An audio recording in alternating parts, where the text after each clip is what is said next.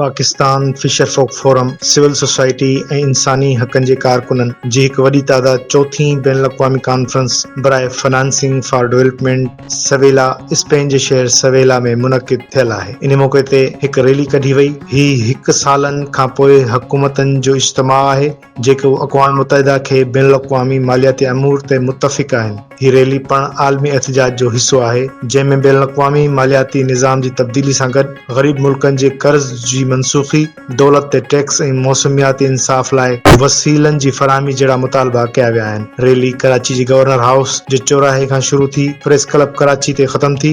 Rally खे ख़िताब कंदे general secretary Saeed Baloch चयो त आलमी मालियाती ढांचे ते अमीर मुल्कनि जो कब्ज़ो आहे जेको ग़रीब मुल्कनि जी ज़रूरतनि ऐं तरजीहात जे मुताबिक़ हरगिज़ न आहे। हाणे लाइ इहो ज़रूरी आहे त अमीर मुल्क ग़रीब मुल्कनि खे माली मदद फराहम कनि त जीअं घटि तरक़ी याफ़्ता मुल्कनि में अदम मसावात घटि थी सघे। सीनियर वाइस चेयरपर्सन फातिमा मजीद चयो त बैन अल-अक़वामी टैक्स जो निज़ाम टुटी चुको आहे। OECD जा अमीर मुल्क क्लब तयार कयल ही अवामी ख़तम तरक्की, इंसानी हक़, सनफ़ी मसावात ऐं मौसमियाती इंसाफ़ लाइ घुर्बल वसीला फराहम करण में नाकाम रहिया आहिनि। काज़ी ख़िज़र वाइस चेयरपर्सन HRCP चयो त दुनिया बाहि जे विकड़ में आहे। असांजे तहफ़ुज़ लाइ शोलनि खे वधीक हवा पियो ॾिए। असां सिविल सोसाइटी वारा कटौतियुनि जी सख़्त मज़म्मत कयूं था।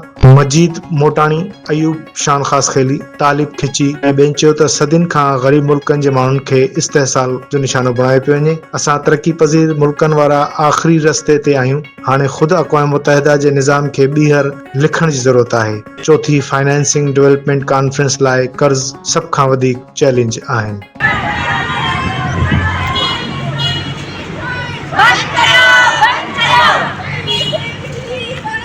बंद करो